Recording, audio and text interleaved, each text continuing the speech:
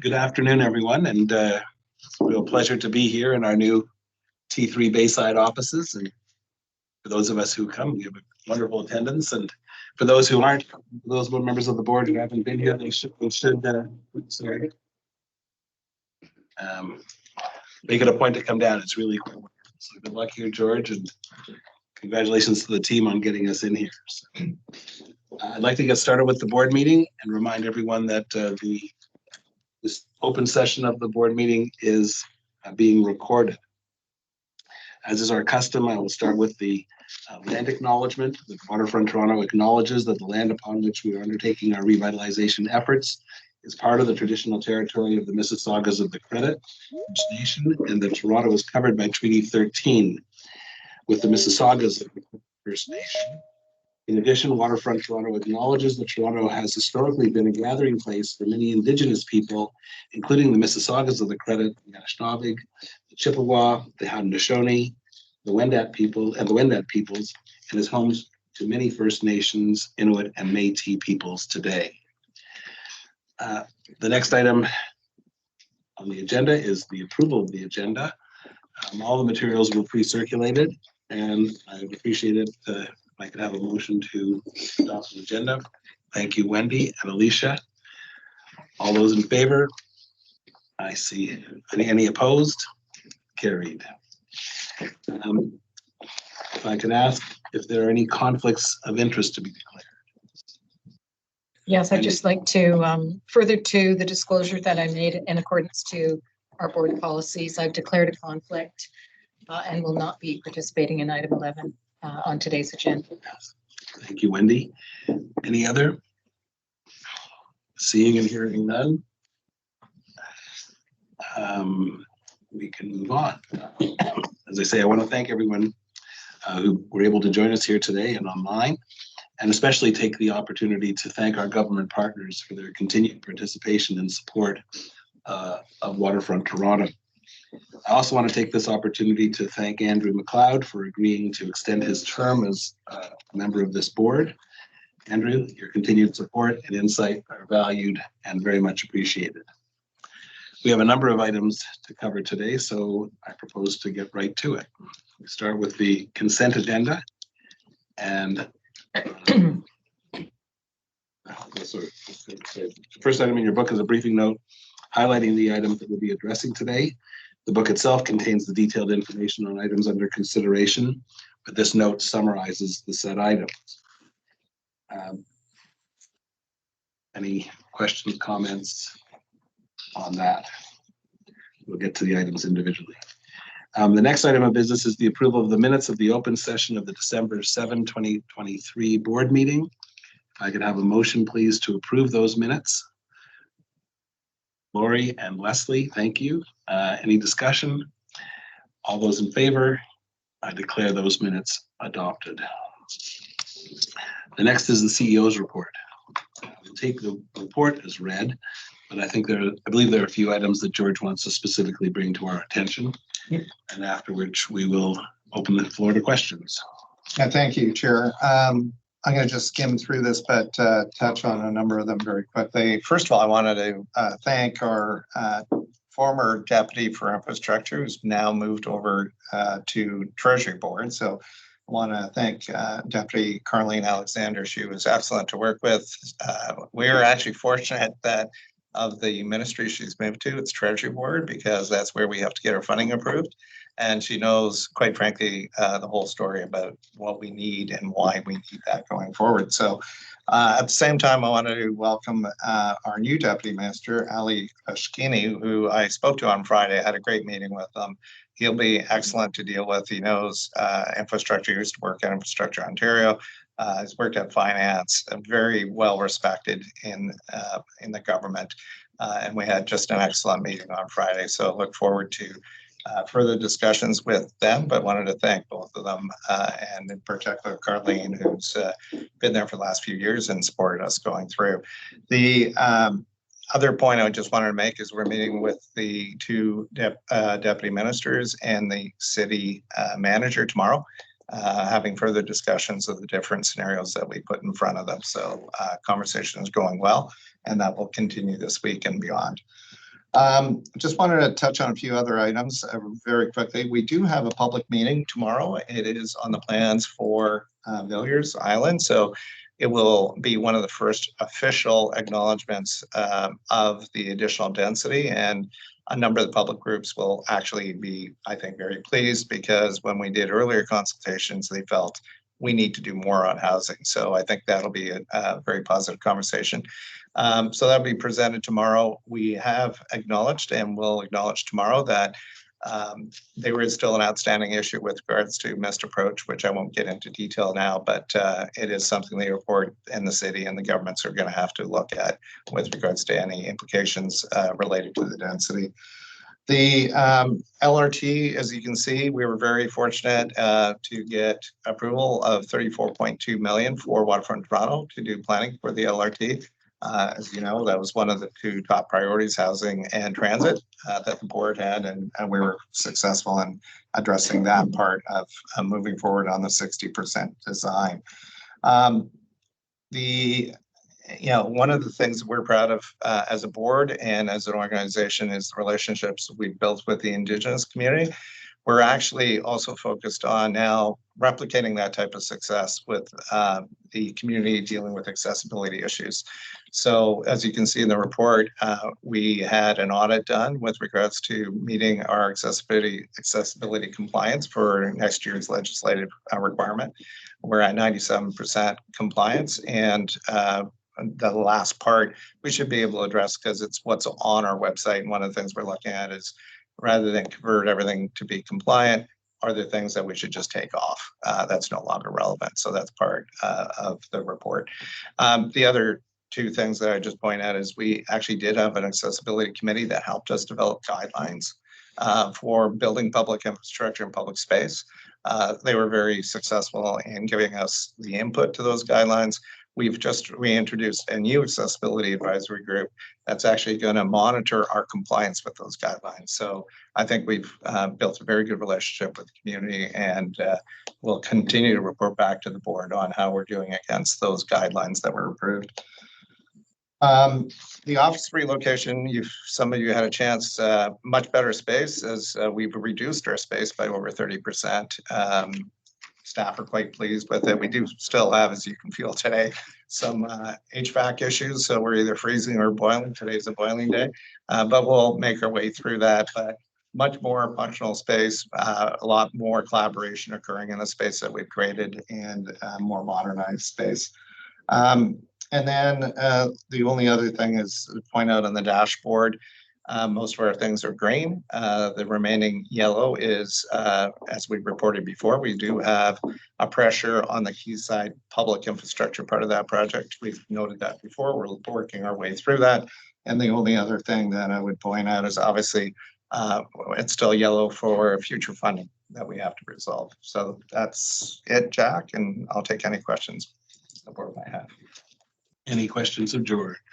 Yes, Well, Rowan. it's outside of this, the report, Canada-Ireland Foundation. Can you comment a little bit on that, with the site down at the foot of Bathurst? Made great play in the news, but can you just contextualize that in that? Yeah, well, I think, we've worked with the city and continue to look at public spaces. They're building up that whole Bathurst Quay area and Ireland Park, et cetera. So we're not, I don't think, Chris, directly involved. We're kept up to speed on that. Yeah, we were not that direct. We actually funded the Irish Hunger Memorial that was built there about 12 years ago, David, something like that. As well as worked with them to rebuild the dock wall so that we could create the promenade walkway. Since then, the Ireland Foundation has continued to want to invest in the site. So they've been working directly with the city on that. They're restoring the Corlick building, as it's called, and doing that all directly with them. We're not really directly involved anymore in that. We were in the early days, but that's kind of moved away from us. I guess the question is, are we satisfied there's nothing inconsistent with what they're doing with us? No, we not for that area, and that's why we keep ourselves apprised. We're not directly involved, but what we're trying to do is, as we look at, for example, what we're doing on Parliament Slip, we want to make sure it's consistent with and not competing with what they might be doing in Bathurst. So we continue to have those dialogues.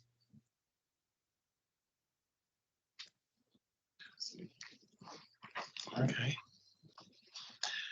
All righty, anything else? Anybody on the line? Kevin, Andrew? All? I'm good. Okay, hearing no questions. The consent agenda also includes reports from each of our committees, from Farm, IREC, and HRGSR. The reports have all been provided and will be taken as read. If the committee chairs wish to amplify or add anything, now's the time. So let me start with Kevin. Kevin, is there anything you'd like to say or add to the report that was contained in the materials? Yeah, just a couple of things, Jack. Thanks. We had a very fulsome meeting on February 22nd. Went through a lot. We approved our work plan and annual review and went through the dashboards. We continue to have a higher risk around non-Portland's delivery, and we're going to hear a little bit more about that. And George alluded to it on the Quayside infrastructure public realm, as well as the a report from David on the Portland's flood protection.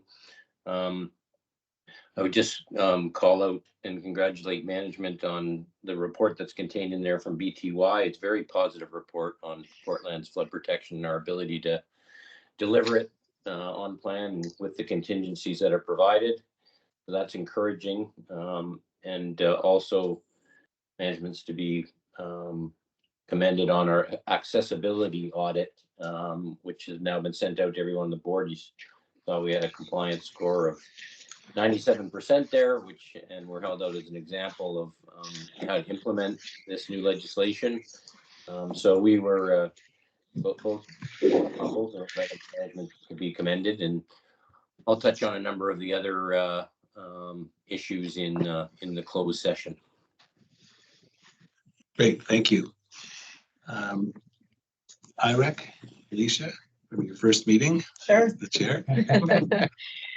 So my first meeting, the materials were taken as read, maybe just a couple of highlights.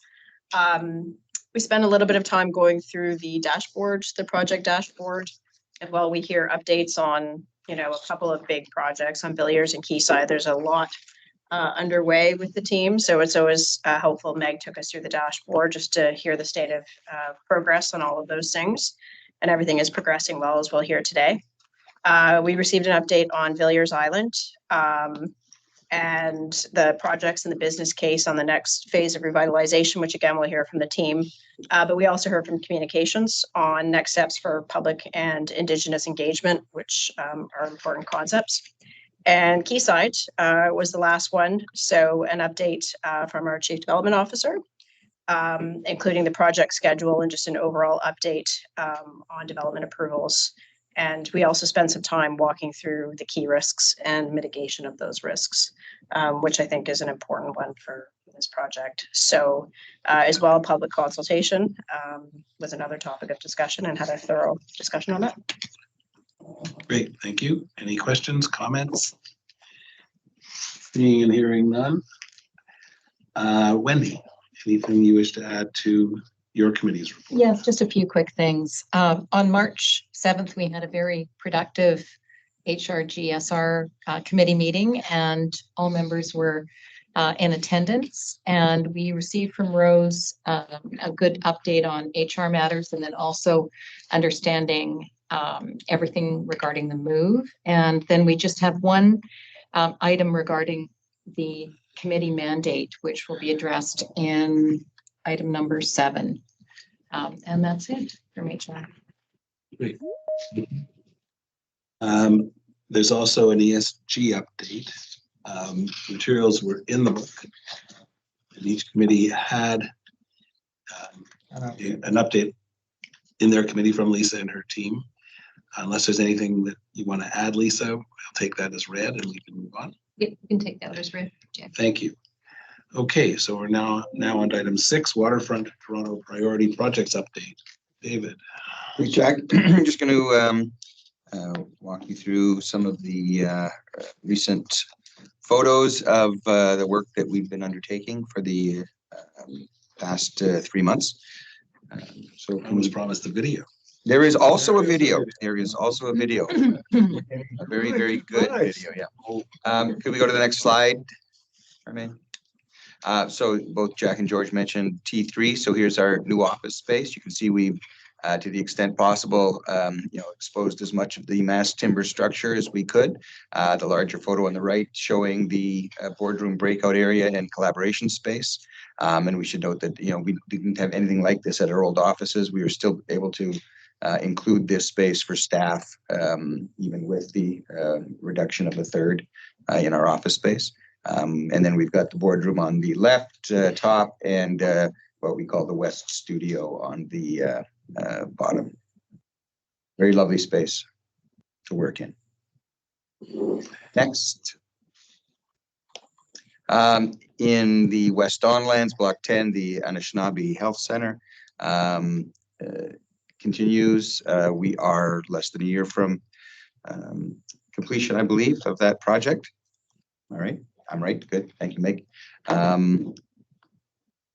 Next slide is Limberlost Place. So George Brown College, the second phase on East Bayfront Block 5, I believe. And they are about, again, a year away from substantial performance. Another mass timber building. The Legacy Art Project, Terry Fox, while it was opened officially in October of last year, in the last few months, the artist has completed the statue of Terry Fox and it has been installed on the site.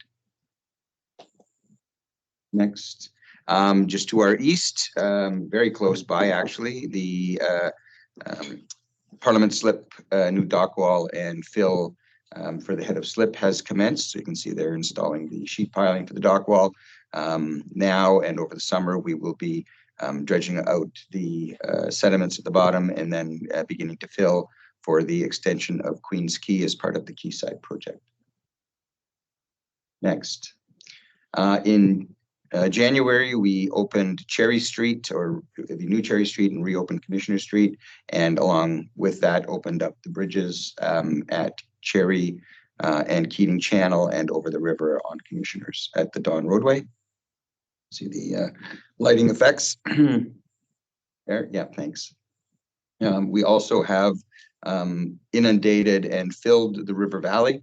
So that began in late February, or actually January, was completed in February up to the elevation of the lake. So we've got on the right the ice management area in the process of being filled. Next slide. And there's a couple of photos of the Commissioner Street Bridge, and you can see that the river is fully, in this photo, fully inundated, so fully filled. We have now begun the process of removing the west plug, so to connect the river into the lake itself. That'll take in the order of 6 to 8 weeks to take that entire structure away. But we will be looking at doing a some sort of a media event, public event for that opening coming soon in the spring. Next. Just a shot of the Cherry Street bridges, again with the lighting, night lighting showing. Fairly spectacular structures. Next. Cherry and Commissioner Street, it has now been opened. So this was just a shot of Commissioner Street just prior to opening in January. Next. Work is fully underway in the North River Park. This area is the water play area, and what you see here is the formwork commencing for the it's not a mock-up, recreation of the Cheltenham Badlands, which is actually part of the design of the space. Next, and then some of the other playground equipment that's going. So there's a playground on either side of the fire hall in the River Park North. This area is called Cableway Canyon.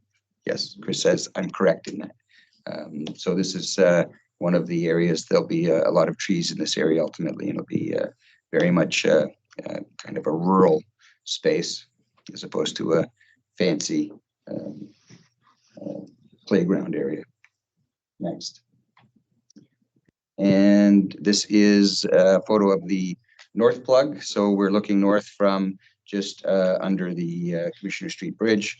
And we've started work on the north plug excavation. We're just removing some hydro lines along Villiers, and we'll be getting back into completing that in the next couple of weeks, and looking to actually open the north plug fully in late fall this year, and connecting the New River Valley into the existing Don River.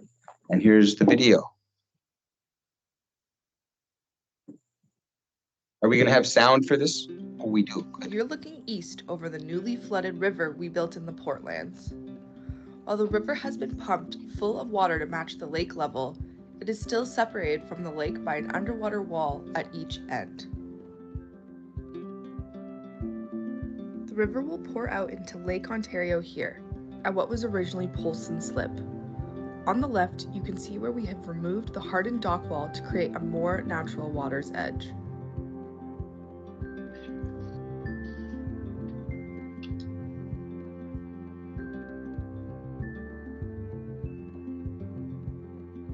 Promontory Park South will have a water's edge promenade and landscaping to create a lookout point over the inner harbor. You can see the rise in elevation beginning to take shape.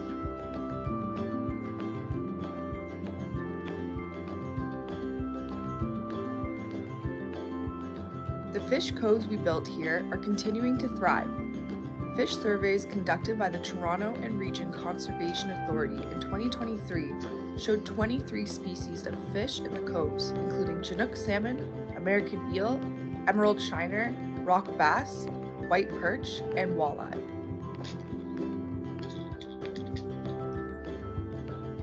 The full new Cherry Street alignment is now open. You can see the road, sidewalks, Martin Goodman Trail, and the space set aside for the future dedicated transit.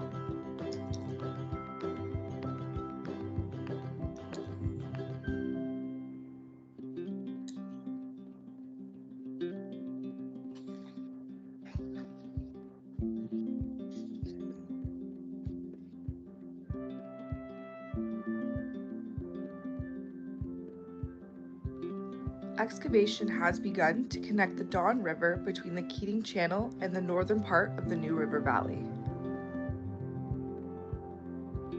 Now we're looking south and flying the path that the New River will flow. The water filled up the main river channel over the course of about 2 weeks, and water has also filled up the wetlands that surround it.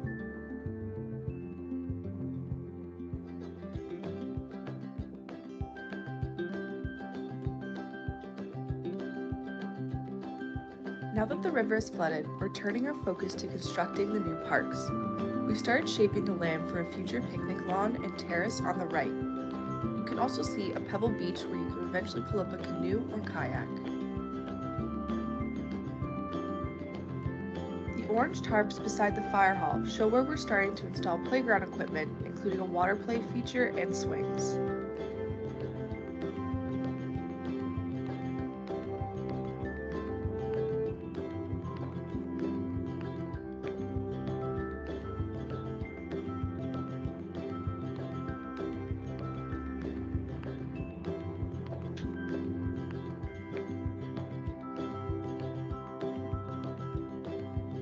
We're done. Great. And I think that's the last slide. Thank you very much, David.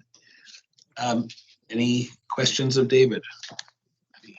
Comment. Yes, So Leslie? I live very near and I'm walking down to Cherry Beach almost every second or third day. It's spectacular. I don't know how many people actually physically experience it, but kudos to the team. It's remarkable what we're seeing emerging. So I have a little question.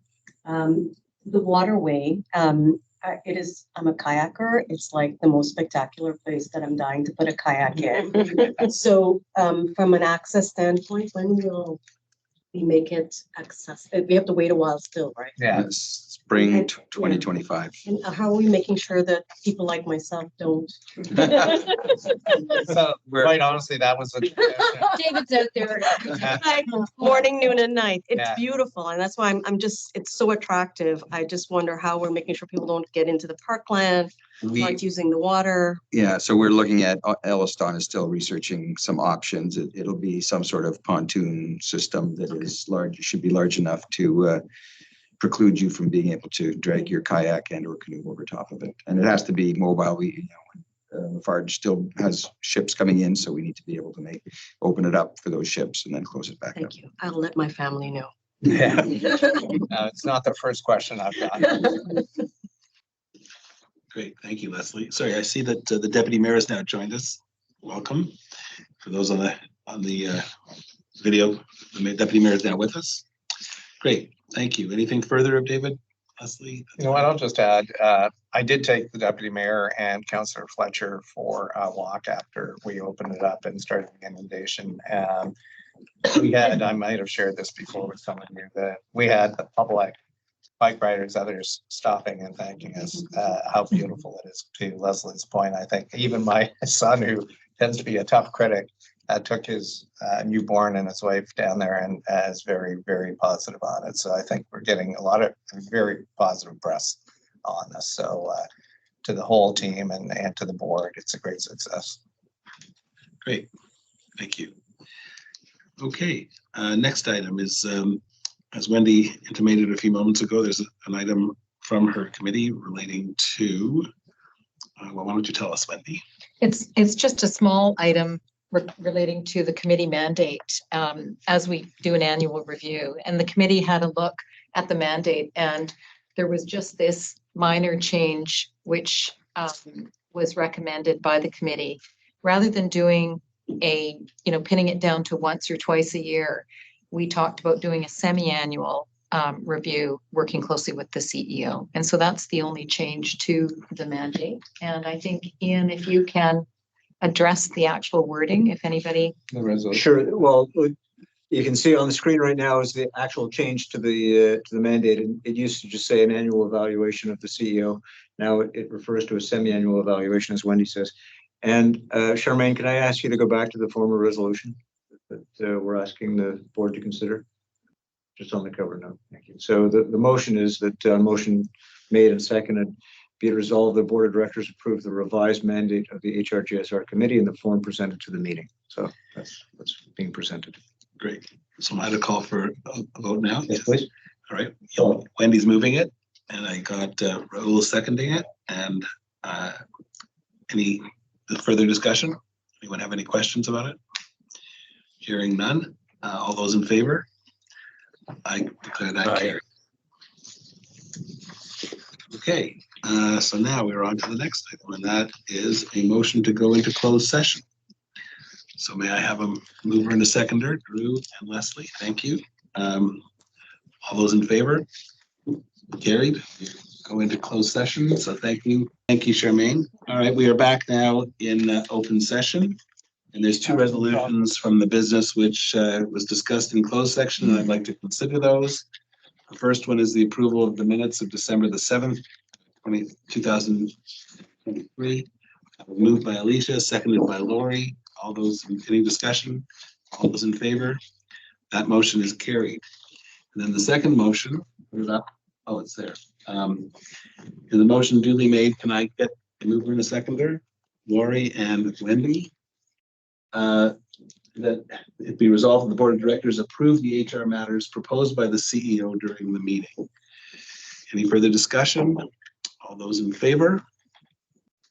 Oh, I'm gonna note that that was carried unanimously by the board. Sorry, I guess I should ask if there's anybody opposed, but I saw all the hands go up and the hands on the screen too. All right, I declare that carried and carried unanimously, and I thank the board for their consideration and attention to that matter. So with that, no, just a sec. So that brings us to the end of the formal part of the meeting. I want to thank everyone for their participation. For those that are present today, it's nice to see you all again in person. And for everyone attending virtually, for your participation. And I want to wish everyone my best wishes to those who are observing Ramadan, Easter, and Passover. So with that, I'll have a motion to terminate. Lori and Wendy, thank you so much, everyone. That is carried.